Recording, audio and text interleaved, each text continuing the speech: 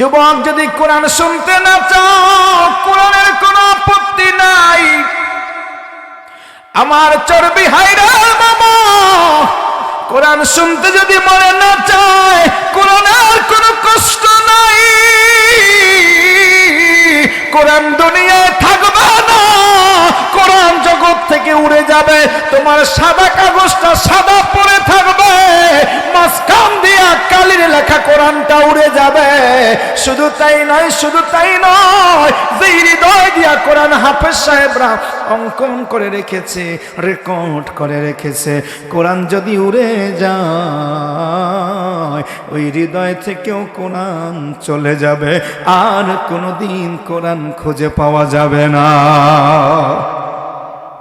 ওই দিনটা আসার আগে কোরআনকে ধরো, বুকের মধ্যে জড়াইয়া ধরো রে ভাই, বুকের মধ্যে আঁকড়ে ধরো। প্রতিদিন চুমা খাও, চোখে লাগাও, কপালে লাগাও, আর কোরআনকে বলো, কোরআন আমার জীবনের কোনো কিছু চাইতে কোনো কিছু চাই না, আমার জীবনের সব চাইতে তুমি কোরআন বড় দামি। আমি জীবনে সব ছাড়তে পারি, সব আদর্শ মতবাদ ছাড়তে পারি, কিন্তু আমি কোরআন তোমাকে ছাড়তে রাজি না, ঠিক কিনা বলো? আমি কোরআন ছাড়বো না, আমি কোরআন ছাড়বো না, আমি কোরআনকে দূরে রাখবো না। আমি কোরআনের বিরুদ্ধে যদি গোটা পৃথিবীর সব মানুষ দাঁড়িয়ে যায়, আমি এই চর্বি হাইয়ের প্রত্যন্ত গ্রামে দাঁড়িয়ে একজন যুবক দাঁড়িয়ে থাকবো, হাত উঁচিয়ে আল্লাহকে দেখাবো আর বলবো, আমার কোরআন নিয়ে আমি সংসদে যাব, আমার কোরআন নিয়ে আমি জাতিসংঘ পর্যন্ত যেতে রাজি, ঠিক কিনা মুসলমান? কোরআনকে এভাবে মনে রাখতে হবে। কোরআন কেউ শোনে না, তাতে কি হয়েছে? আমার কোরআন আমার কাছে বড়। কোরআনকে হুজুর, কোরআন কি কেউ সংসদে পাঠাইবে? দূর মিয়া, কি যে কোন আমরা গো, এটা দিবা স্বপ্ন দেখেন। আমরার কথা হলো যে আমি একজন, এদেশে 16 কোটি মানুষ পাঠাইতে চায় না, আমি একা চাই কোরআনকে সংবিধানে সংসদে পাঠাবো। একজন সরকারের পরে একজন সরকার আইসা খালি যত সংশোধন, যত কাটা সিটা সব খালি সংবিধানের উপরে, ঠিক কিনা? প্রত্যেক সরকার আইরাই খালি এত সংশোধনী, অত সংশোধনী, অত সংশোধনী, কিন্তু আমার কোরআনের কোনো সংশোধনী আছে? আমরা ওইগুলো বাদ দাও, ওইগুলো বাদ দিয়ে কোরআনকে সংসদে রাখো, কোরআনকে সংবিধান বানাও, তাইলে আর কোনো পাল্টাপাল্টি লাগবে না, কোনো সংশোধন লাগবে না, কোনো রাগারাগি নাই, কিছু নাই। কোরআনই তোমাকে বলে দেবে বাংলাদেশ কেমনে চলবে, ঠিক কিনা বলেন? আসুন প্রিয় ভাইরা, ওই কোরআন থেকে আমি পড়ছিলাম আপনাদের সামনে সূরা সফ 38 নম্বর সূরা সফ থেকে আমি আয়াতে কারিমা তেলাওয়াত করছি। আল্লাহ তাআলা আমার নবী মুহাম্মদ রাসূলুল্লাহ সাল্লাল্লাহু আলাইহি ওয়াসাল্লামকে বলছেন, হাবিব, হাবিব আমার, আপনি একটু শোনেন, আমি আপনার কাছে একটা ঘটনা বলবো। وَوَهَبْنَا لِدَاوُودَ سُلَيْمَانَ نِعْمَ الْعَبْدُ إِنَّهُ أَوَّابٌ। হাবিব, দোস্ত আমার, আমি আমার বন্ধু হযরত দাউদ আলাইহিস সালামকে এমন একজন সন্তান দিলাম, যেই সন্তানের নাম হলো সুলাইমান। আমি দাউদকে সুলাইমান দিলাম, আর এই সুলাইমান ছিল নি'মাল আব্দু, আমার কাছে অনেক বরকতময় একজন বান্দা, আমার কাছে একজন প্রিয় বান্দা। আমি যখন দাউদের জন্য সুলাইমানকে তৈরি করলাম, সুলাইমানকে নির্ধারণ করলাম, আমি দাউদের কাছে দিলাম, এটা ছিল আমার পক্ষ থেকে দাউদকে দেওয়া সবচাইতে বড় নিয়ামত। এই নিয়ামত এই জন্য দিলাম কারণ দাউদ ছিল একজন অতিশয় আল্লাহ ভীরু। এই দুনিয়ার মধ্যে যদি কোনো মানুষ আল্লাহওয়ালা হয়, এই দুনিয়ার মধ্যে যদি কোনো মানুষ আল্লাহমুখী হয়, দুনিয়ার মধ্যে যদি কোনো মানুষ আল্লাহওয়ালা হয়, নামাজি হয়, পিছনে তার কাউকে লাগবে না। আমার আল্লাহ বলে, আমি আল্লাহ যদি তোমার সঙ্গে থাকি, আমি এমন নিয়ামত তোমাকে দেব যা কল্পনাও করতে পারবা না, ঠিক কিনা বলে? আমার ভাইয়েরা, বন্ধুরা, বাবারাম, হযরতে দাউদের জীবনে একটু সংক্ষেপে বলি। দাউদ আলাইহিস সালাম একজন সাধারণ পরিবারের সন্তান।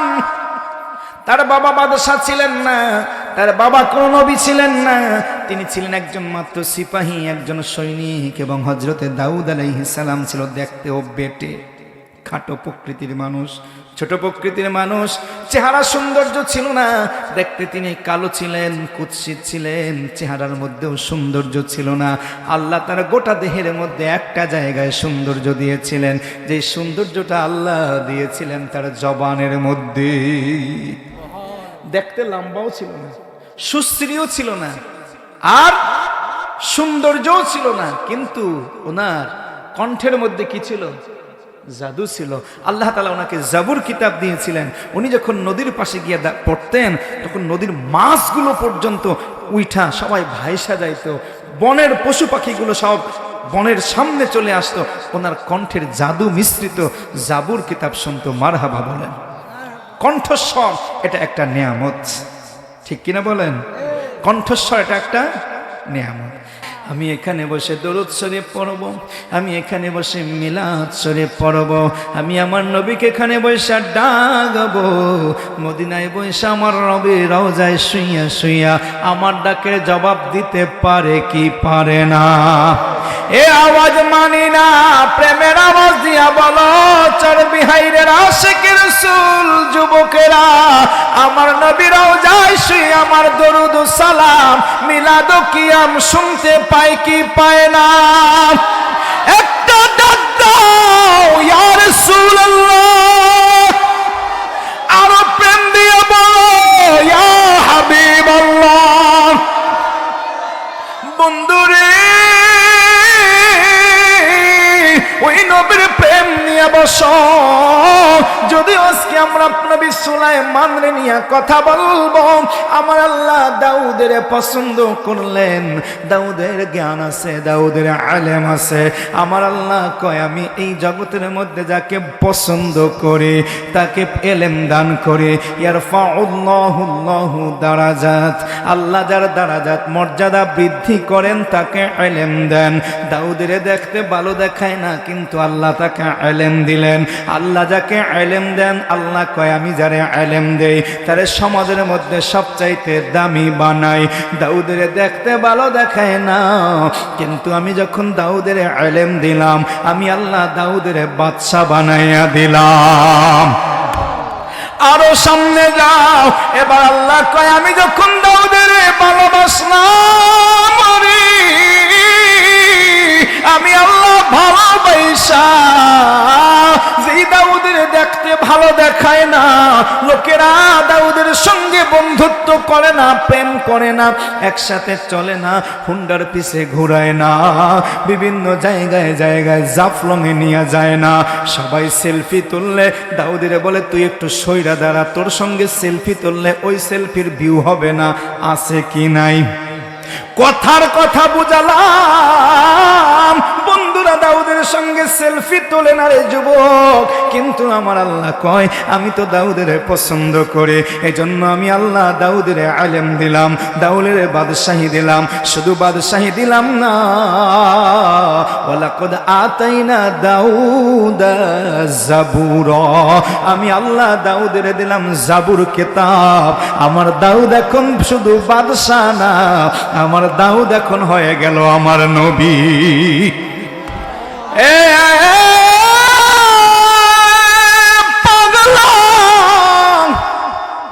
দাউদের নবুয়ত দিয়েও আমি আল্লাহ নিয়ামত কমাই নাই। সূরা সুয়াদের 30 নম্বর আয়াতের মধ্যে আল্লাহ বলে আমি এবার দাউদের দিলাম ওয়াহাবনা লিদাউদ সুলাইমান। আল্লাহু আকবার বলো। আমি আল্লাহ যারে ভালোবাসি, দেখতে ভালো না দেখা, সমাজের কেউ তারে ভালো না বাসুক, যদি আমি আল্লাহ ভালোবাসি তাইলে আমি যে হারে কত কিছু দিই দুনিয়ার তোরা কল্পনাও করতে পারবি না, ঠিক কিনা বলো? আরে যুবক ভাই, দাউদ নবী থেকে আমার আলোচনার শুরুতে শিক্ষা নিয়ে নাও। আমার আল্লাহ বলে এবার আমি দাউদের দিলাম এমন একজন পুত্র যার নাম সুলাইমান। যার নাম কি? জোরে বলেন, আরো জোরে। সুলাইমান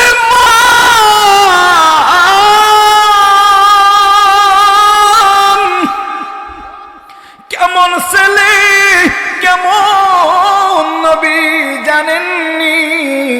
ছোট্ট সুলাইমান রাজদরবারের সামনে খেলাধুলা করে, হঠাৎ করে দুইজন মহিলা, একজন মহিলা কাঁদতে কাঁদতে বাবার দরবার থেকে গেট দিয়া বেরোইছে। কি গো মা, তুমি কাঁদো কেন? কয় হুজুর আমি কাঁদি ও রাজকুমার, আমি এই জন্য কাঁদি, আপনার বাবার কাছে এসেছিলাম বিচার নিয়ে। কি বিচার নিয়ে এসেছিল? এই যে ওনার কোলের মধ্যে সন্তানটা দেখেন, ওই সন্তানটা হলো আমার সন্তান।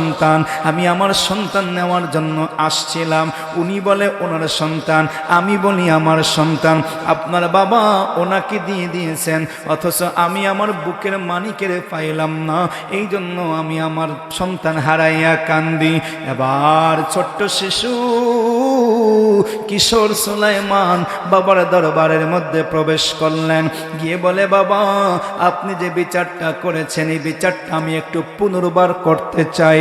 আরে বাবা দাউদ, আরে বাবা সুলাইমান, কেমনি তুমি পুনর্বার বিচার করবা? কয় বাবা আপনি একটু দেখেন।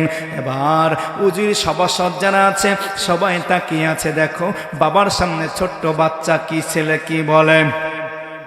এবার নবী দাউদ আলাইহিস সালাম তিনি তো জানেন আমার সন্তান কেমন সন্তান। সন্তান এসেছে, রাগ করলেন না, বলল বাবা আসো, ওখান থেকে উঠা এসে আমার পাশে বসো। আর আবার যেই আসামি দুইজন মহিলা দুইজন দাঁড়িয়ে গেল। এবার সুলাইমান পয়গম্বর আইসা বলে ও জল্লাদ, তুমি তোমার তলোয়ার নিয়ে আসো, জলদি কইরা সন্তানটাকে চিরা দুইটা ভাগ কইরা দুইজন মহিলাকে দুইটা খণ্ড দিয়া দাও, কারণ কাউকে বঞ্চিত করা যাবে না, আমাদের কাছে কোনো প্রমাণ নাই এটা কার সন্তান। এবার সত্যিকারের যিনি মা তিনি চিন্তা করেন হায় হায় আগের বাড়ি তো ভালো ছিল, কারণ আগের বার যদি সন্তান আমি না পাই তবুও তো আমার ছেলে বেঁচে থাকবে। এবার যদি সন্তানকে মাঝখান দিয়া দুইটা ভাগ করে আমার সন্তান বাঁচবে না, তাইলে তো আমি আমার সন্তান হারিয়ে ফেলবো। না না না না হুজুর, আমি এতক্ষণ ভুল বলছিলাম, আমি এতক্ষণ মিথ্যা কথা বলেছি, আসলে সন্তান আমার না। সুলাইমান কই কেন তুমি এমনটা দাবি করছো? আগের বার কেন বললা না, এখন কেন বলো? মা ডাইকা বলে হুজুর আগের বার ভাবছিলাম মিথ্যা কথা বইলা সন্তান আমি নিতে পারবো, কিন্তু এখন দেখি আপনি যে বিচার করতেছেন সন্তান যদি আপনি দুইটা খণ্ড করেন আমার ছেলে তো বাঁচবে না, আমার ছেলে যদি মইরা যায় আমি এই ছেলের দাবি নিয়ে কি করব? আমার ছেলে লাগবে না রে হুজুর, ওনাকে দিয়া দেন তবুও আমার ছেলে বাইচা থাকুক। এবার এবার এবার এবার কারো বুঝতে আর বাকি নাই। নবী সুলাইমান কিশোর কয় আব্বা গো আরো কিছু লাগবে নি? বাবা দাউদ কয় ও বাবা সুলাইমান আর বুঝানো লাগবে না, কে মা কে আসল মা আর কে নকল মা এটা আমি বুঝা গেছি। বলছিলাম নবী সুলাইমান এমন জ্ঞান আল্লাহ দিছে রে, ওই সুলাইমান পয়গম্বর ওনার রাজত্ব সম্পর্কে আমার আল্লাহ এবার বিবরণ দেয়। আমি দাউদের তেমন সন্তান দিলাম যার নাম হলো সুলাইমান। এখন এই সুলাইমানকে সুলাইমান রে আল্লাহ পরিচয় করাইয়া দেয়। সূরা সুয়াদ 31 নম্বর আয়াত আল্লাহ কয় ইদ উরিদা আলাইহি বিল আশিয়্যি সাফিনাতুল জিয়াদ।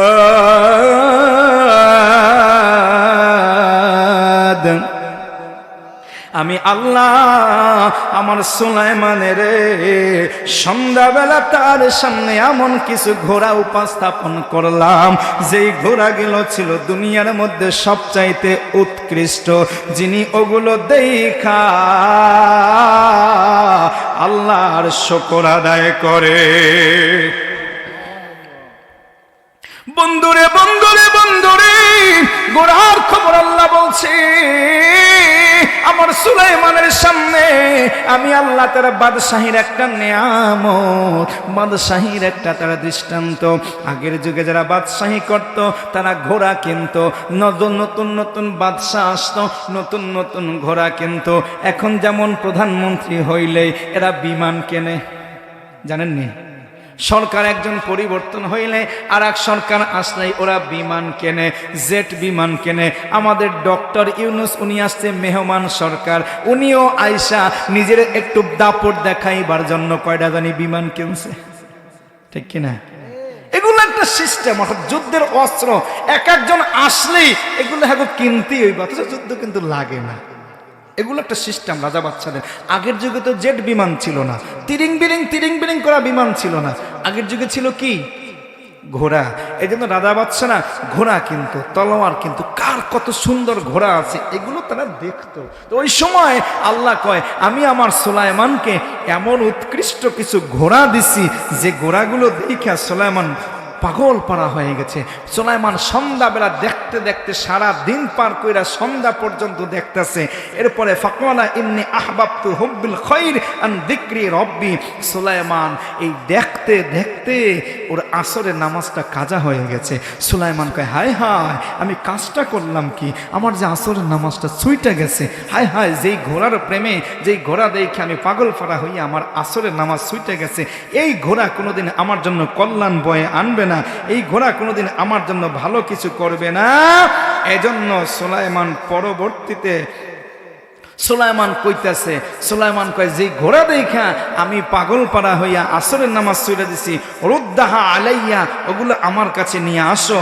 ফাতাফিকা মাসহাম বিসসুকি ওয়াল আনাক।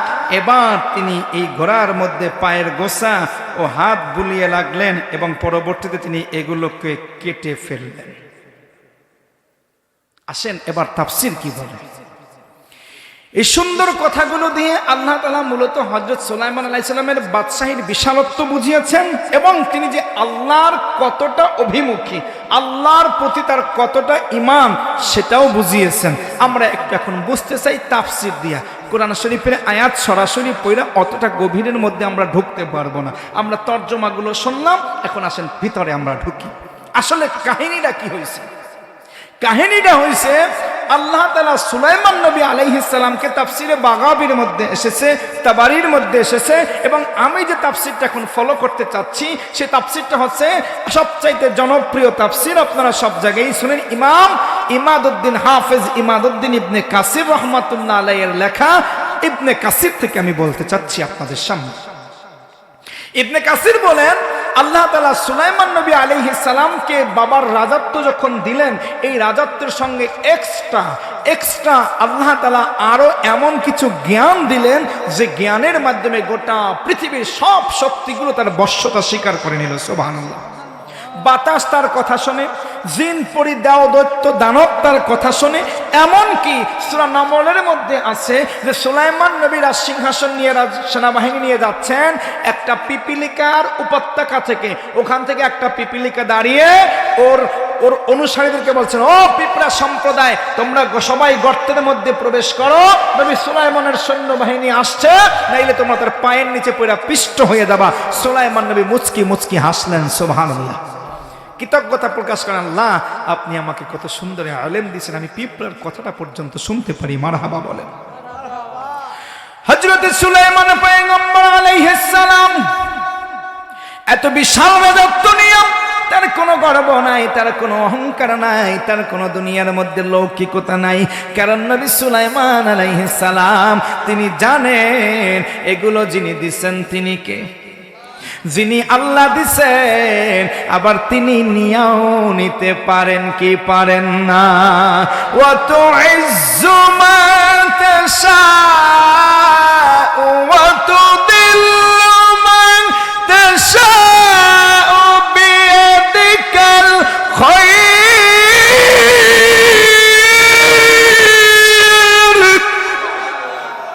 আমার আল্লাহ, বাবা তোরা যারা আসছো একটু এই মাঝখানটায়, আমার এই জায়গাটা দেখতে বড় খারাপ লাগে, একটু তোরা সামনে চলে দেখতে বড় খারাপ লাগে, সামনের দিকে একটু কথাগুলো আগিয়ে নেই। আমার আল্লাহ কয় সুলাইমানকে আমি আল্লাহ এত এত নিয়ামত দিছি, এত সৌন্দর্য দিছি, এত চমৎকার করে রাজত্ব আমি আমার সুলাইমানকে দিয়েছি রে বাবা। সুলাইমান নবী আলাইহিস সালাম বাতাস তার কথা শুনে, জিন পরিদাও দত্ত দানবগুলো তার কথা শুনে, এমন কি সুলাইমান নবী আকাশের পাখিগুলোকে তার এক একটা দায়িত্ব বন্টন করে দিয়ে পাঠায় দুনিয়ার বিভিন্ন প্রান্তরে প্রান্তরে। আর নবী সুলাইমান এত কিছু পাওয়ার পরেও নিজে যাইয়া মা পাথাটা যার কাছে ঠেকায় তিনি হলো জগতের মহাপ্রতিপালক আমার আল্লাহ। বাবারে সম্পদ এটা আল্লাহর নিয়ামত, সম্পদ আল্লাহর নিয়ামত। যখন তোমার সম্পদ হবে, টাকা পয়সা হবে, তুমি যখন 5 ওয়াক্ত নামাজ পড়তে পারবা, তখন তোমার সম্পদ হবে তোমার নিয়ামত, তোমার ক্ষমতা হবে তোমার নিয়ামত। আর যদি ক্ষমতা পাইয়া, টাকা পয়সা পাইয়া নামাজের মধ্যে না লোটাও, ওই যে কত সুন্দর মসজিদ তোমাদের চরবিহাই নাই লেখা যখন ম্যাপের মধ্যে সার্চ দিলাম, সুন্দর মসজিদটা আসলো, আমি ওরে পাঠাইলাম যে তোমাদের এই মসজিদটা কিনা। ও বলে হুজুর এটা তো আমাদের মসজিদের ছবি। আমি তো ইন্টারনেটের মধ্যে পেয়ে গেলাম তোমাদের মসজিদের ছবিটা। এত সুন্দর মসজিদ যে গ্রামে আছে রে ভাই, ওই গ্রামের যুবক তোরা ভাগ্যবান, ওই যুবক ওই গ্রামের মানুষ তোমরা ভাগ্যবান। যদি দৈনিক 5 বার ওই সুন্দর মসজিদটার সঙ্গে প্রেমের সম্পর্কটা করতে পারো রে, সুলাইমান নবী যেমন করে নিয়ামত পাইছে তার চাইতেও বেশি নিয়ামত দিবেন কে? শোনো নবী সুলাইমানকে আল্লাহ কেমন নিয়ামত দিছে রে। সুলাইমান নবী ওনার একটা পাখি ছিল, হুদহুদ পাখি। উনি যখন তখ্ত সুলাইমানি সিংহাসনটা বাতাসের মধ্যে ভাসাইয়া ভাসাইয়া উপর দিয়া উঠতেন, এই সিংহাসনের মধ্যে হাজার হাজার মানুষ অবস্থান করছে, নারী পুরুষ সৈন্য সামন্ত অবস্থান করছে, লক্ষ লক্ষ মানুষ। আসমানের মধ্যে হাওয়ার মধ্যে কি পানি পাওয়া যায়নি? পানি তো আর আসমানের মধ্যে পাওয়া যায় না, পানি তো জমিনে, ঠিক কিনা বলেন? হঠাৎ করে হাওয়ায় উঠতে উঠতে যখন পানি হাড় ফুরিয়ে যায়, পানি যখন কমে যায়, ওই যে বিমানে দেখবেন, বিমানে গেলে টিস্যু পানি পাওয়া যায় না, টিস্যু পাওয়া যায় 4টা 5টা যত টিস্যু মন চায় ব্যবহার করো, কিন্তু পানি পাবা না। হাওয়ায় উঠলে পরে পানি পাওয়া যায় না। সুলাইমান নবীর কাফেলার মধ্যে ওই হাওয়ার তক্ত হাওয়ায় উঠতেছে আর বিভিন্ন অঞ্চলে ভ্রমণ করতেছে। এমন সময় পানি প্রয়োজন হয়, নিচে কোন জায়গায় পানি আছে, খাবার পানি ভালো আছে, এটা জানার জন্য একজন দায়িত্বশীল ছিল পাখি, যার নাম হুদহুদ। হঠাৎ কইরা হুদহুদের ডাক পড়ে গেছে নবী সুলাইমানের দফতরে। আয়েশা ওনার উজিরেরা জানাচ্ছে, হুজুর পানি ফুরিয়ে গেছে তখতে সুলাইমানের মধ্যে, পানি প্রয়োজন, পানি নাই, পানির পানি হাহাকার পড়ে গেছে। কই হুদহুদ কই? হুদহুদের ডাক দিল, হুদহুদে কয়, হুদহুদের খুঁজা পাওয়া যায় না। হুদহুদ কোথায় গেল? নবী সুলাইমান আমাদের কাউকে কিছু বলে যায় না। আল্লাহর পয়গম্বর নবী সুলাইমান বলে, এই মুহূর্তে আমার হাজার হাজার সৈন্যবাহিনীর পানি প্রয়োজন, কিন্তু আমার পানি যিনি দায়িত্ব পানি খুঁজবে, যিনি, তাকে খুঁজে পাওয়া যায় না।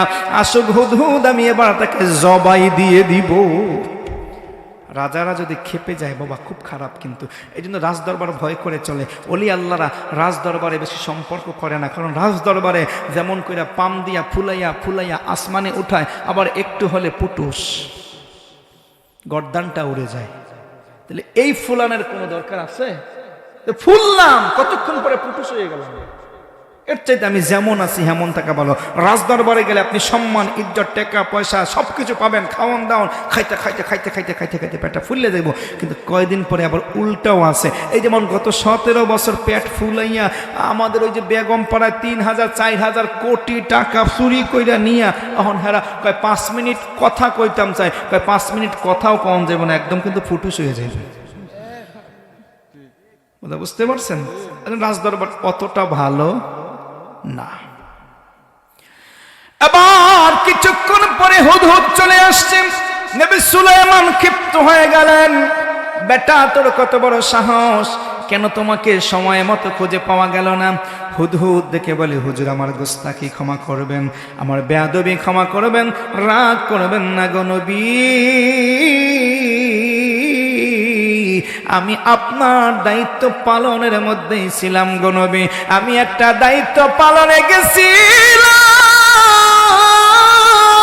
ইয়া নবী সুলাইমান, আপনি তো হকের আওয়াজ জমিনের মধ্যে বুলন্দ করার জন্য এত পরিশ্রম করেন, ঘুরে ঘুরে বেড়ান।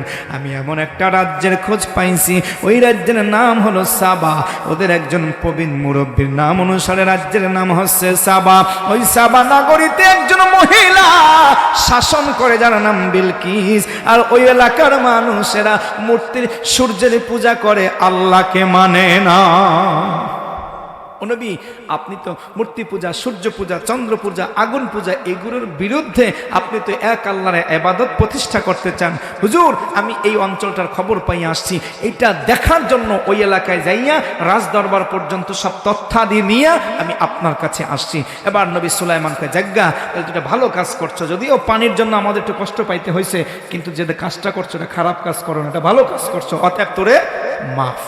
কিন্তু কথা হইল, আমার এই অঞ্চলের মধ্যে থাইকা আমি সুলাইমান বাইচা থাকতে সূর্যের পূজা করবে, এটা তো হতে পারে? জোরে বলেন। আমার সামনে বৈশা, আমি এখানে সভাপতি, আজকে 4 জন, এতজন এই গ্রামের গণ্যমান্য মানুষ থাকার পরে এই এলাকার মধ্যে মাদক খাইবে, গাঞ্জা খাইবে, হিরোইন খাইবে, বা বা বা খাবে, এটা হতে পারে? পারে না। এই সমস্ত ফাজলামি আমরা খান না, আমি পরে খাইতাম গো, চা খাইলে কেন ওয়াশ করন যাইব, একটু খামো, আমার খাওয়ান লাগতো না, ওই বাবা কইতেছে।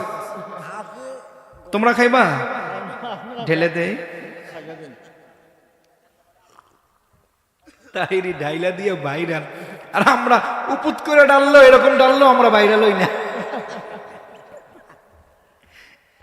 এটা হইল বিষয়। খাইলাম, চা করে খোদায়, চায়ের দামে শরবত, অতটা গরম নাই, খাইতে পারো তোমরা।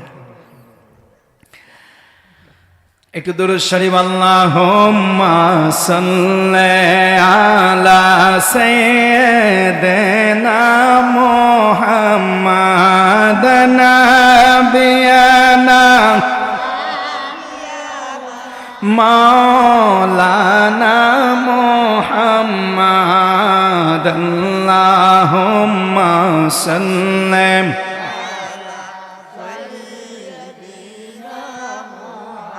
জগৎ পাগল কাবার জন্য, কাবা পাগল মাবুদের বাইরে, জগৎ পাগল কাবার জন্য, কাবা পাগল মাবুদের, আমার মাবুদ পাগল নবীর জন্য, নবী পাগল উম্মতের। আল্লাহুম্মা সাল্লি আলা সাইয়্যিদিনা নাবিয়ানা শাফিয়ানা মাওলানা,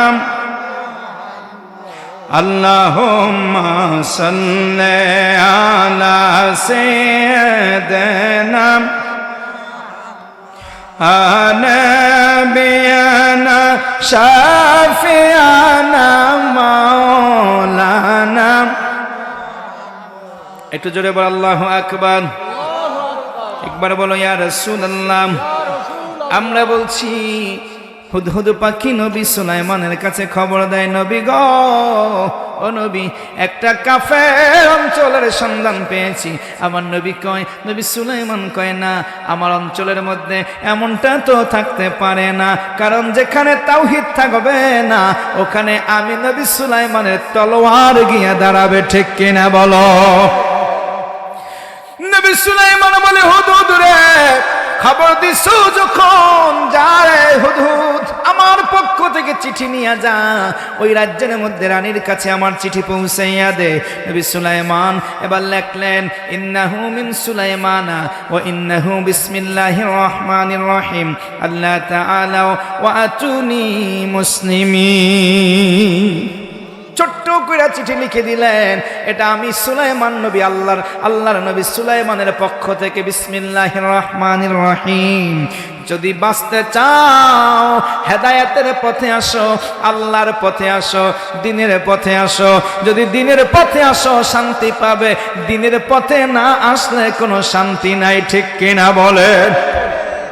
শান্তির দাওয়াত নিয়ে হুদহুদ পাখি সাবা নগরীর রানী বিলকিসের সামনে টেবিলের মধ্যে রেখে দিলেন চিঠিটা খুললেন। খোলার পরে এবার রানী বিলকিস দেখে এত ছোট্ট একটা চিঠি, কিন্তু চিঠির মধ্যে গম্ভীর্যতা, পাণ্ডিত্য, গভীরতা অনেক বেশি। উনি ওনার মন্ত্রী পরিষদ ডাকলেন, কি করা যায়? সুলাইমান নবীর নাম ইতিপূর্বে রানী বিলকিস শুনছে, যদিও রানী বিলকিসের খবর সুলাইমান নবী জানতেন না, কিন্তু সুলাইমান নবীর নাম, সুলাইমান নবীর ক্ষমতা রানী বিলকিস আগে থাকতেই জানতেন। হঠাৎ করে সুলাইমান নবীর চিঠি আসছে, মন্ত্রী পরিষদ নিয়ে তিনি বসে গেলেন। কি করা যায়? মন্ত্রীরা বলতেছে, আপনি যদি বলেন রানী গো, যুদ্ধ করব, জীবন বিনিয়ে দিব, তবু সাবা নগরীর মান মর্যাদা হারাবো না।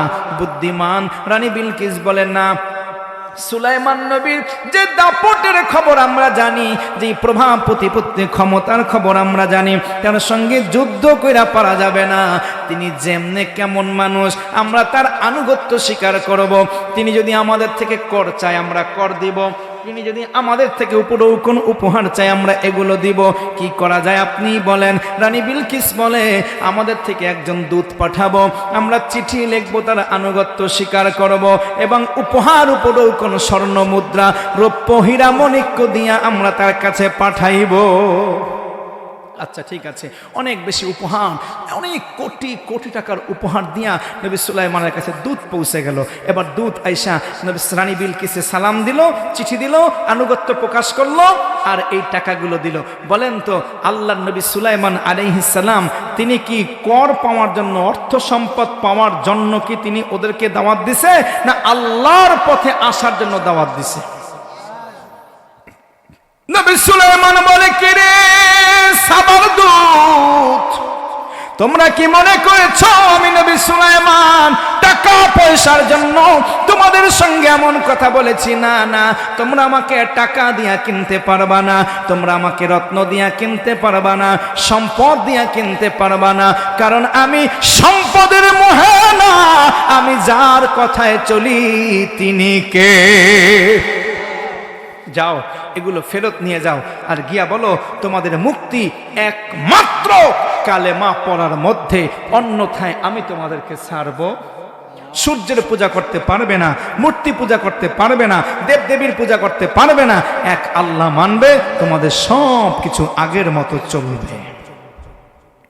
এবার দূত সাবা নগরীতে চলে আসলেন, রানী বিলকিসের সামনে বললেন। রানী বিলকিস বললেন, কোটি কোটি টাকার রত্ন মণিমাণিক্য পাঠালাম, এগুলো যে কোনো রাজা বাদশা দেখলে খুশি হয়ে যেত, কিন্তু এগুলো গ্রহণ করত, একটাও গ্রহণ করলো না। তার মানে এই লোকটা যেমন তেমন লোক না, তার কথার মধ্যে সত্যি তাসির আছে, তিনি এক আল্লাহর গোলামি করে, তার ভালো লেগে গেল, মারহাবা বলে। রানী বিলকিস মন্ত্রী পরিষদ লইয়া এবার আবার মিটিং এর মধ্যে বসলেন, কি করা যায়? সবাই বলে, বিলকিস রে, আপনি বললে আমরা যুদ্ধ করব। রানী বিলকিস জ্ঞানী মানুষ, পণ্ডিত মানুষ, না না না, নবী সুলাইমানের সঙ্গে যুদ্ধ করে আজ পর্যন্ত কেউ পারে নাই, আমরাও পারবো না। চলো, তিনি তো আমাদেরকে দাওয়াত দিয়েছেন, আমরা ওনার সামনে যাব, মুখোমুখি হব, দেখা সাক্ষাৎ করব, তারপরে সিদ্ধান্ত নিব কি করা যায়। রেডি হও। নবী রানী বিলকিসের রাজ সিংহাসনটা ছিল সবচাইতে সুন্দর সিংহাসন। তৎকালীন বিশ্বের মধ্যে হুদহুদ পাখি বলেছেন, হুজুর, রানী বিলকিসের সিংহাসনটা বিশ্বের মধ্যে শ্রেষ্ঠ সিংহাসন। এমনকি আপনি নবী সুলাইমানের সিংহাসন যদিও এটা বাতাসে উড়িয়ে বেড়ায়, কিন্তু আপনার সিংহাসনও অলংকারের দিকে, ঝাঁকজমকের দিকে, সৌন্দর্যের দিক থেকে ওই রানী বিলকিসের সিংহাসনের চাইতে পিছানো। হুজুর তার সিংহাসনটা খুব সুন্দর সিংহাসন। এই সিংহাসনটা 7টা প্রাচীর দ্বারা বেষ্টিত ছিল। 7টা প্রাচীরের মধ্যে তালা মারলেন, রানী বিলকিস বের হলেন, হাজার হাজার দাস দাসী সৈন্য সামন্ত নিয়ে তিনি রওনা হলেন নবী সুলাইমান পয়গম্বর আলাইহিস সালামের সঙ্গে দেখা করার জন্য। মারহাবা বলেন। নবীর সঙ্গে রানী বিলকিস দেখা করবেন, রওনা হয়ে গেল। এদিকে প্রধানমন্ত্রীকে দায়িত্ব দিলেন, এই প্রধানমন্ত্রী, আমার সাবা নগরীর জনগণের যেন কোনো কষ্ট হয় না, আমি যতদিন থাকবো না ততদিন তুমি দায়িত্ব পালন করবে এবং আমার এই রাজ্য দেখে রাখবে। সিংহাসন আমি আটকিয়ে রেখে গেলাম, তুমি তোমার দপ্তর থেকে রাজ্য পরিচালনা করবেন। ঠিক তদ্রুপভাবে কাজ চলছে। রানী বিলকিস রওনা হয়ে গেছেন। রানী বিলকিসের খবর নবী সুলাইমানের কাছে পৌঁছে দিলেন। সুবহানাল্লাহ বলেন। হুদহুদ পাখি নবী সুলাইমানকে ডেকে বলে, পয়গম্বর বাদশা নামদার রানী বিলকিস রওনা হয়ে গেছেন। রানী বিলকিসের রওনার খবর শোনার পরে নবী সুলাইমান রানী বিলকিস সম্পর্কে জানার জন্য ওনার কাছে শক্তিশালী একটা দেও, যার নাম হচ্ছে সমদন। দেওয়ের নাম কি? দেও মানে জিন, একটা দানব। এই দানবের নাম হচ্ছে সমদন। কি নাম? সমদন দাওকে বললেন, এ সমদন দাও, জলদি করে যাও, রানী বিলকিস কেমন করে আসতেছে, কতজন মানুষ নিয়ে আসতেছে, তার দৈহিক আকৃতি কি, গঠন কেমন, তার প্রকৃতি কেমন, সব খবরগুলো আমার কাছে পৌঁছে দাও। সমদন দাও এই খবর নিয়ে যখন জানার জন্য গেল, এদিকে নবী সুলাইমানের বাড়ির মধ্যে খবর হয়ে গেছে। বাড়ির মধ্যে ওনার বাড়ির স্ত্রী যারা আছেন ওনারা চিন্তা করলেন, রানী বিলকিস তো একজন সুন্দরী মহিলা, রানী বিলকিস যদি নবী সুলাইমানের কাছে আসে, নবী সুলাইমান তো তাকে বিয়ে করে ফেলবেন। না না না, নবী সুলাইমান আমাদের থাকতে আর একজন মহিলাকে বিয়ে করবেন, মানতে পারি না। মহিলারা খবর দিলেন, সমদুন রে, এরে সমদুন, কোনোদিন তোমার কাছে কোনো উপকার চাই নাই, আজকে একটা উপকার করবা। কি উপকার করব? তোমাকে তো নবী খবর পাঠাইবার জন্য, আনার জন্য পাঠাইছে, যাও খবর নিয়ে আসো। আর নবীর কাছে যখন রানী বিলকিসের বিবরণ দিবা, রানী বিলকিসকে খারাপ খারাপ কইরা উপস্থাপন করবা, যাতে নবী সুলাইমান ওই রানী বিলকিসের সৌন্দর্য দেখলেও যেন তার প্রতি প্রেমে মাতোয়ারা না হয়। মহিলাদের সব সময় এরকম একটা চিন্তা থাকেই, ঠিক কিনা? আল্লাহ পুরুষদেরকে 4টা বিয়ে করার জন্য অনুমতি দিচ্ছেন যদি দরকার হয়, কিন্তু মহিলারা সব মানবে, কিন্তু এইটা মানবে। সুলাইমান পয়গম্বর নবী আলাইহিস সালাম খবর জানার জন্য সমদন জিনকে পাঠিয়ে দিলেন। সমদন জিন এসে খবর দিলেন, হুজুর রানী বিলকিস অনেক হাজার হাজার সৈন্য সামন্ত, দাস দাসী বান্দি দাসী নিয়ে আসতেছেন, স্বর্ণ অলংকারে সজ্জিত হয়ে আসতেছেন, সবই ঠিক আছে, কিন্তু হুজুর একটা নেগেটিভ খবর আছে। কয় কি নেগেটিভ খবর? কয় হুজুর আমি দেখলাম রানী বিলকিস খুব সুন্দরী একজন মহিলা, কিন্তু সুন্দরী হলে হবে কি, তার মাথার মধ্যে বোধ নাই, কারণ তার মা একজন পরী, পরীর ঘরের সন্তান হওয়ার কারণে তিনি জ্ঞানী না, মূর্খ বোকা শোকা মানুষ। আর হুজুর আরো একটা ঘটনা। কয় কি ঘটনা? কয় তার সারা শরীরটা সুন্দর, কিন্তু পায়ের ওই যে টাকনুর গিরা থেকে রান পর্যন্ত এই নলাটা এবং উরুটা এগুলো একদম ছাগলের পশমের মতো ঘন ঘন কালো পশম, দেখতে খুব বিশ্রী। খবর দুইটাই কি মিথ্যা খবর। কি লেগে দিছে? ওই যে ঘরের মধ্যে একটু কই দিয়েছে, সব ভালো কইও, খালি একটু বিলকিসরে নিয়ে একটু খারাপ কথা কইও। সমদন দিন তো কইয়া পলাইছে, আসলে কি সত্য? সত্য না। নবী সুলাইমান ওনার খবর জানলেন, জাঁকজমকপূর্ণভাবে আসতেছেন। যেহেতু জাঁকজমকপূর্ণভাবে আসতেছেন, সেহেতু সম্বর্ধনাটাও জাঁকজমকপূর্ণভাবে দেওয়া দরকার।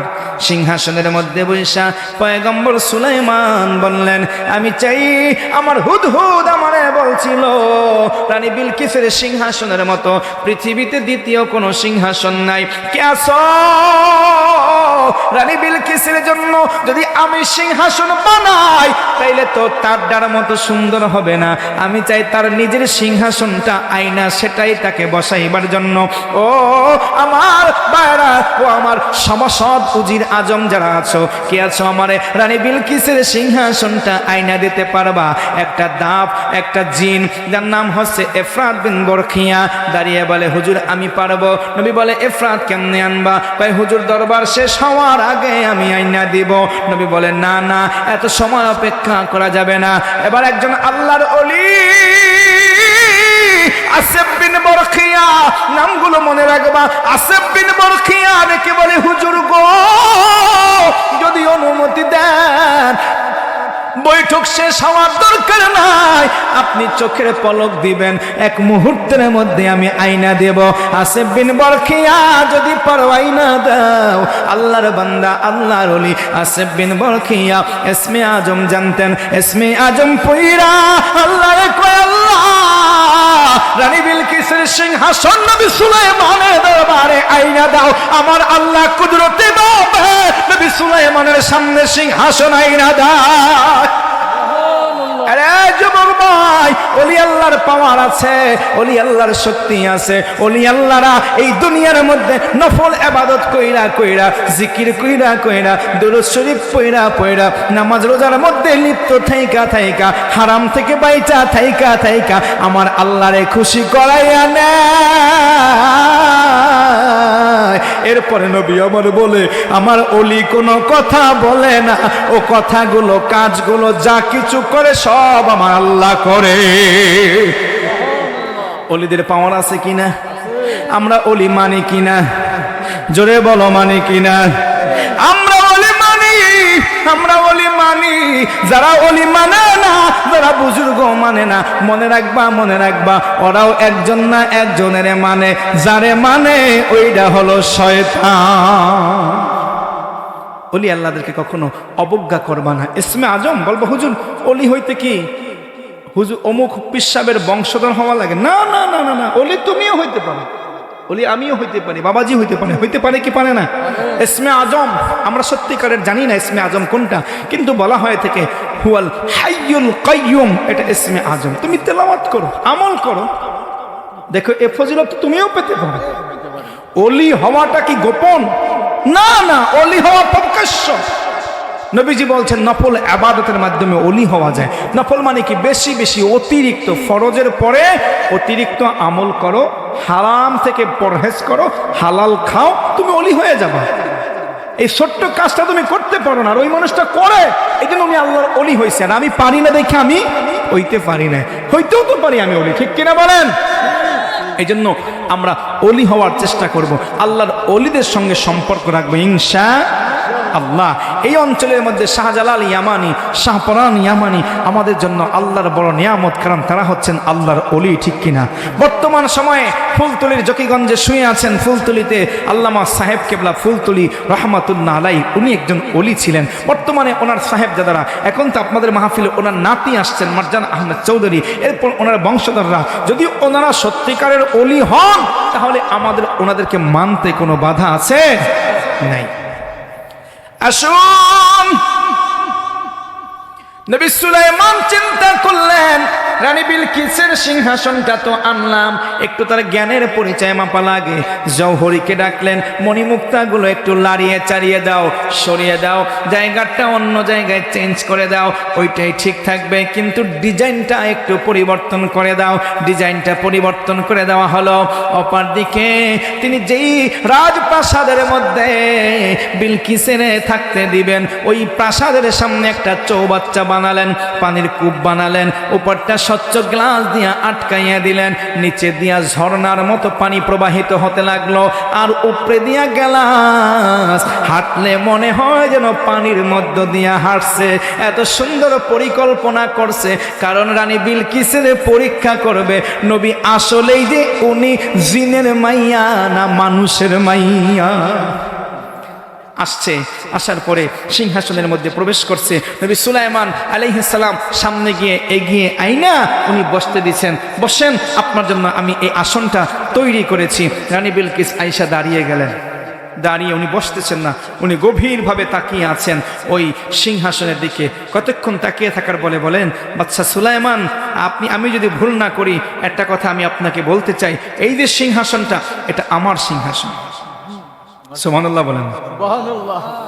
উনি যখন বলে এটা আমার সিংহাসন, আপনি কেমনে বুঝলেন? আমার বুঝি, আপনি যতই পরিবর্তন করেন না কেন, আমি এই সিংহাসনে প্রতিদিন কাটাই, ঘন্টার পর ঘন্টা আমি এই সিংহাসনে বসি, আমি আমার সিংহাসন চিনব না, এটা কি হতে পারে? কিন্তু আমি ভাবতেছি যে আমি আসার আগে যেই সিংহাসন আমি 7টা তালা মাইরা আটকাইয়া রাখছি, ওইটা আনলেন কেমনে?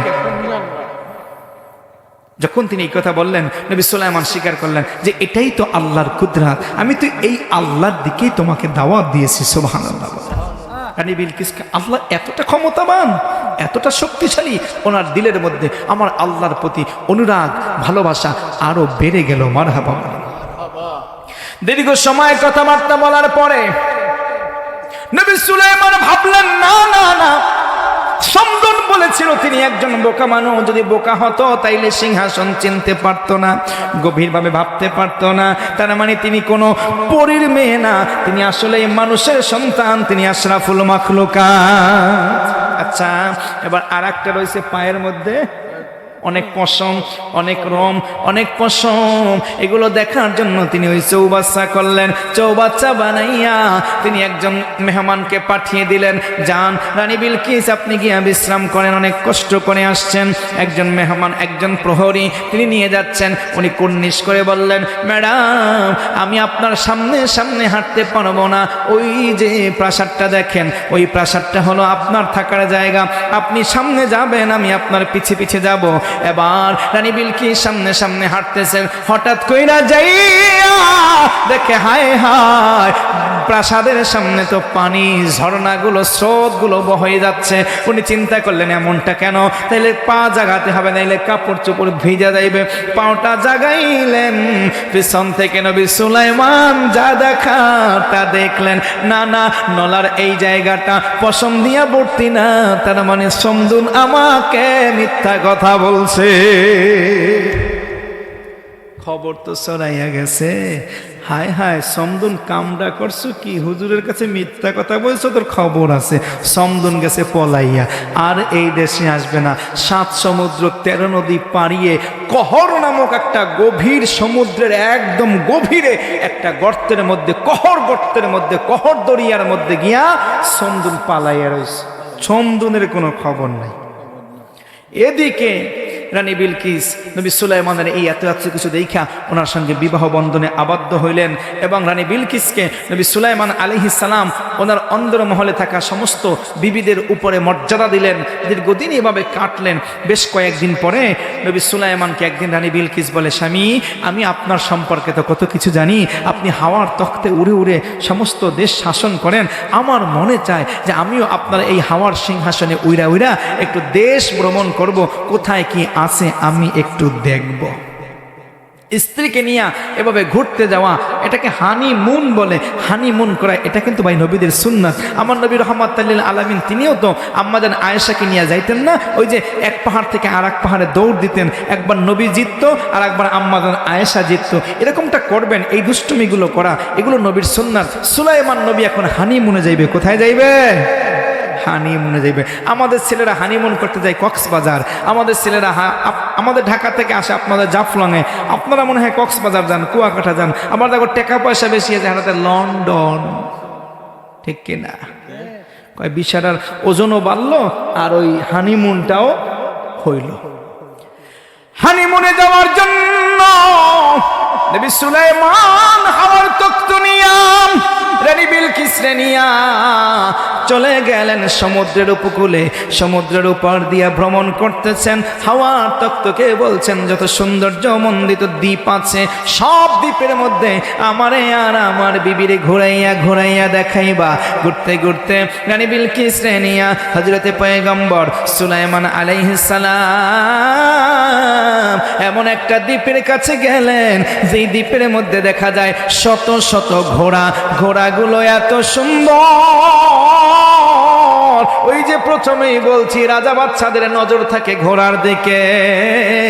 এত সুন্দর ঘোড়া নবী সুলাইমান আলাইহিস সালাম এর আগে কোনোদিন দেখে নাই। আমার ভাইরা ভালো করে মনোযোগ দাও, তাফসীর যেখান থেকে শুরু করছি সেখানে এসে গেছি, ঘোড়া নিয়ে কথা বলছি। আল্লাহ বলে আমার সুলাইমান ঘোড়া দেখতে দেখতে সন্ধ্যা হয়ে যায়। কোন ঘোড়া কোন ঘোড়া? নবী সুলাইমান তখতে সুলাইমানীকে বলল নামো, এই ঘোড়া যেই দ্বীপের মধ্যে আছে এই দ্বীপের মধ্যে নামো। নবী সুলাইমানের তখ্ত যখন রানী বিলকিসকে নিয়া ওই দ্বীপের মধ্যে নাইমা গেল, হঠাৎ করে দেখলো হায় হায় একটা ঘোড়াও আর দাঁড়ালো না। ঘোড়াগুলো শুধুমাত্র 4 পাওয়ালা না, ঘোড়ার আরো 2টা ডানা আছে, ডানা দিয়া উইরা উইরা সব দূরে চলে গেল। নবী সুলাইমান বড় কষ্ট পাইলেন, হায় হায় এগুলো কি হলো? আমি সুন্দর ঘোড়াগুলো দেখার জন্য আসলাম আর ঘোড়া তো চইলা গেল। এবার তিনি তার দেওদত্ত দানবদেরকে ডাক দিলেন, এই তোমরা কে কোথায় আছো, যাও এই ঘোড়াগুলো ঢইরা নিয়ে আসো। ওরা কয় হুজুর মাপও চাই দোয়াও চাই, আমাদেরকে ক্ষমা করেন। এই ঘোড়াকে আল্লাহ এত শক্তি দিছে হুজুর, এটা বাতাসের সঙ্গে উড়া বেড়ায়, এইটি ধরার মতো আমাদের ক্ষমতা নাই। আর একটা জিনিস মনে রাখবেন, জিনদের কিন্তু অনেক বেশি শক্তি নাই। জিনেরা শুধু এতটুকুই আছে, এরা গোপন থাকতে পারে, দেখা যায় না, আর এক জায়গা থেকে আর এক জায়গায় খুব তাড়াতাড়ি যেতে পারে, কিন্তু শক্তি কিন্তু এদের আমাদের একজন মানুষের 1.5 গুণ। একটা জিন যদি আপনি ধরেন, যদি শক্তিশালী মানুষ থাকে তাহলে জিন কিন্তু অত শক্তি কিন্তু জিনের নাই। শুধু শুধু আপনারা ভয় পান, কারণ ওই যে জিন যে বিভিন্ন রকমের আকার আকৃতি দেখাইতে পারে, ক্যাও ম্যাও করে ই করতে ভয় দেখাইতে পারে, এই ভয়টাই হলো জিনের ক্ষমতা। কিন্তু আসলে শারীরিকভাবে জিনের কিন্তু অত ক্ষমতা নাই। নবী গো, এত ক্ষমতা আমাদের নাই। এই যে পঙ্খিরাজ ঘোড়াগুলো, এগুলো ধরার মতো শক্তি আমাদের নাই। এটা মানি না, আমার ঘোড়া লাগবে। আমার স্ত্রীও দেখতে চাইছেন, আমিও দেখতে চাই, এই ঘোড়ার পিঠে চড়তে চাই। এটা কেমন ঘোড়া, ডানা মাইলা ওরে, আমি বুঝি না, আমার ঘোড়া লাগবে। বাদশাহ নবী পয়গম্বর সুলাইমান আলাইহিস সালাম ঘোড়াগুলো দেখার জন্য বলছেন। জিনেরাও মনের মধ্যে কষ্ট পেলেন, হায় রে আমরা দুর্বল, আমরা এটা পারতেছি না। এবার জিনেরা বলে হুজুর যদি দেখতে চান আমাদের কাছে একটা পরামর্শ আপনার জন্য আছে। ও নবী সুলাইমান, আমাদের একজন ভাই ছিল সমদন, যার আপনার ভয়ে যে লোকটা পালিয়ে গেছে, কারণ আপনাকে মিথ্যা কথা বলছিল। হুজুর সমদন নিজে ইচ্ছা কইরা মিথ্যা কথা বলে নাই, আমাদের বাড়ির থেকে আম্মা জানরা মিথ্যা কথা বলার জন্য বলছিল, তাই বলছে। হুজুর জানের ভয়ে সমদন কহর দরিয়ার মধ্যে লুকিয়ে আছে, আপনি যদি বলেন আমরা গিয়া ছলে বলে কলে কৌশলে সমদন দেওরে ধৈরা নিয়ে আপনার কাছে আসি। সমদনের ক্ষমতা আছে, দাপট আছে, শক্তি আছে, যদি সমদন পারে ওইগুলো ঘর ধরতে পারে। সমদন ছাড়া এই ঘোড়া ধরার মতো আমাদের আর কেউ নাই। আচ্ছা যাও, যে কোনো মূল্যে সমদনকে নিয়ে আসো। এবার দেওরা চলে গেল, যাইয়া কহর দরিয়ার মধ্যে কোন জায়গায় লুকাইয়াছে, এমন জায়গায় লুকাইছে বোঝেন না, জিনদের পালানি কি আর যেমন তেমন পালানি রে ভাই, এমন পালানো পালাইছে খুঁজে তো পায় না। লাগে সমদন ডাকতেছে, ডাকতে ডাকতে এক পর্যায়ে একটা বলে, এই ভাই সমদন তুমি জাগো, আর তোমাকে পালাইয়া থাকা দরকার নাই, খবর তো রাখো না নবী সুলাইমান নবী মারা গেছেন, এখন সিংহাসন খালি পড়ে আছে, তোমার চাইতে শক্তিশালী আর কেউ নাই, আমরা এখন থেকে তোমাকে বাচ্চা বানাইয়া নবী সুলাইমানের সিংহাসনে বসাবো, তাড়াতাড়ি বের হয়ে আসো। সমদন জিন চিন্তা করছে, হইতেও তো পারে, তাহলে যদি নবী মারাই যায় তাহলে আমার ভয় কিসের। এবার তিনি বেরিয়ে আসলেন, ভাই গলার মধ্যে হাত দিয়ে, তুমি জানোই না এই কয়দিন আগে নবী মারা গেছে রে, আল্লাহ বাঁচাইছে ভাই, আমরা জিন মানুষ, আমরা দেওদত্ত দানব, আমরা তোমার নেতৃত্ব মানবো, আমরা কি লেগে মানুষের নেতৃত্ব মানবো, হ্যাঁ তো আল্লাহ নবী ছিল দেখে আমরা কিছু করতাম পারি না, দেখবা আল্লাহ বাঁচাইছে, হ্যাঁ গেছে গেছে গা, চলো আমরা যাই। ভাই কি যে কষ্ট, এই জায়গায় পালাইয়া থাকতে যে কি কষ্ট আমিও বুঝি, তাই চল। আল্লাহ মনে হয় কপালটা খুলছে, কথা কইতে কইতে কপাস করে আসতে হ্যান্ডকাপ পরাইয়া লেছে, হ্যান্ডকাপ পড়াইয়া শিকল দিয়া বাইন্দা এবার নবীর কাছে আয়েশা হাজির, অন্ত সমদন থর থর থর থর করে কাঁপে। নবী সুলাইমান কয়, যেই কাম করছো তো করছো, এখন তোর মাপ পাওয়ার মতো একটা সুযোগ আছে, একটা সুযোগ, লাস্ট চান্স। সেই চান্স হইল যে এই দ্বীপের মধ্যে আমি অনেকগুলা পঙ্খিরাজ ঘোড়া দেখছি, ওই ঘোড়াগুলো ধইরা, তুই নাকি তোর কাছে শক্তি বেশি, ধইরা এনে আমার সামনে দিতে পারোস, আমি মাফ করবো, নাইলে কোনো মাফ হইতো না। সামদুন কয়, হুজুর আমার ভাইয়েরা মিথ্যা কথা বলে না গো হুজুর, এই দ্বীপের মধ্যে আমিও দেখেছি সুন্দর সুন্দর পঙ্খিরাজ ঘোড়া, কিন্তু এত শক্তি এত ক্ষমতা আল্লাহ এই পঙ্খিরাজ ঘোড়ার মধ্যে দিচ্ছে, মুহূর্তের মধ্যে চোখের এক প্রান্ত থেকে আর এক প্রান্তে চলে যায়, হুজুর ধরার কোনো ক্ষমতা আমারও নাই। তবে এই দ্বীপের মধ্যে আমি বহুদিন ধরে থাকি, আপনার ভয়ে ভয়ে জান রক্ষার জন্য এই দ্বীপের মধ্যে সমুদ্রের মধ্যে থাকি হুজুর। আমি একটা বিষয় জানি, আমার অন্য ভাইয়েরা জানে না। কয় সেটা কি? কয় হুজুর আমি দেখেছি এই পঙ্খিরাজ ঘোড়াগুলো এই দ্বীপের মধ্যে ঘুরে, এই সমুদ্রের মধ্যে ঘুরে, কিন্তু সমুদ্রের এক ফোঁটা পানিও তারা খায় না। ঘোড়াগুলো এই দ্বীপের মধ্যে একটা মাত্র লেক আছে, একটা মাত্র হ্রদ আছে, ওই হ্রদের পানি ছাড়া আর কোনো পানি খায় না। মারহাবা বলো। কারণ যারা ঘোড়া পালেন তারা জানেন, ঘোড়া যেখান থেকে পানি খায় ওই পানি প্রবাদে আছে যে ঘোড়া যেখান থেকে পানি খায় ওইখান থেকে পানি খাও, কারণ ঘোড়া কোনোদিন খারাপ পানি খায়। গাধা পানি খায় গোলাইয়া। গাধা পানি খায় কেমনে? গাধা ভালো পানিটাকেও পা দিয়া নাড়া দিয়া কাদা বানাইয়া তারপর খাইবে। যেন গাধায় পানি খায় ঘোলা কইরা, আর ঘোড়া পানি খায় পরিষ্কার পানি। জন্য ঘোড়া যেখান থেকে পানি খায় ওখান থেকে তুমি পানি খাইতে পারো, কারণ ঘোড়া বিষাক্ত পানি খায় না, নষ্ট পানি খায় না, খারাপ পানি ঘোড়া খায় না।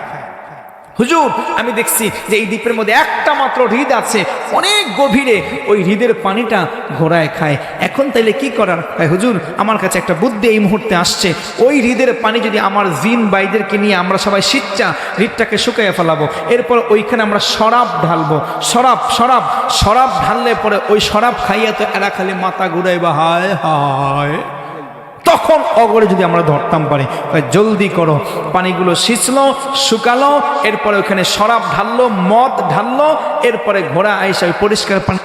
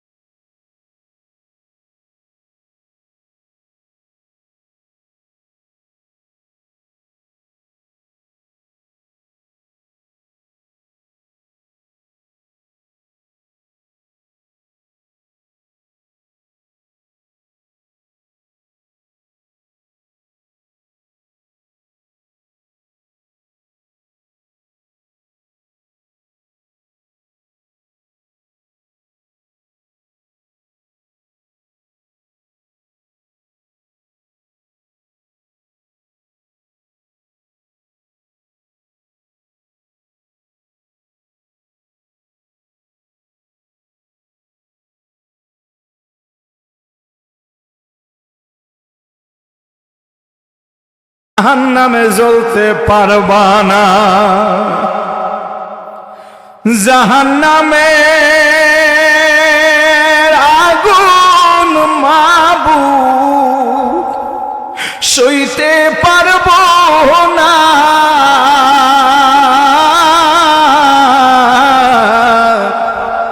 দুনিয়াতে নাও কান্দাইয়া, কবরে কান্দায়ও না।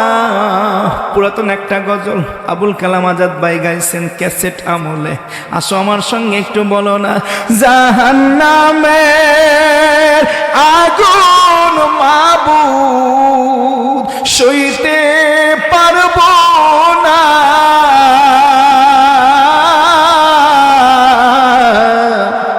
দুনিয়াতে নাও কান্দাইয়া, কবরে কান্দায়ও না। আজরাইল যেদিন ধরা দিবে, কোন ওজর না চলিবে। আজরাইল যেদিন ধরা দিবে, কোন ওজর না চলিবে। আমার প্রাণ পাখি লইয়া যাইবে, আর রাখতে পারবো না।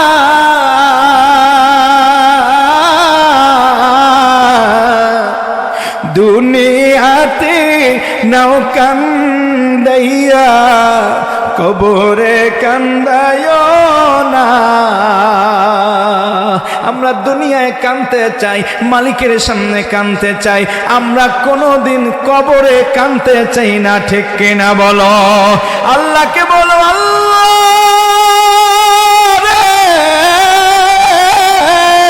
দুনিয়ায় কান্দাইয়া নাও, মসজিদে কান্দাইয়া নাও, নামাজের সিজদার মধ্যে কান্দাইয়া নাও, আমরা রে কবরে কান্দাইও না। আল্লাহুম্মা আমিন।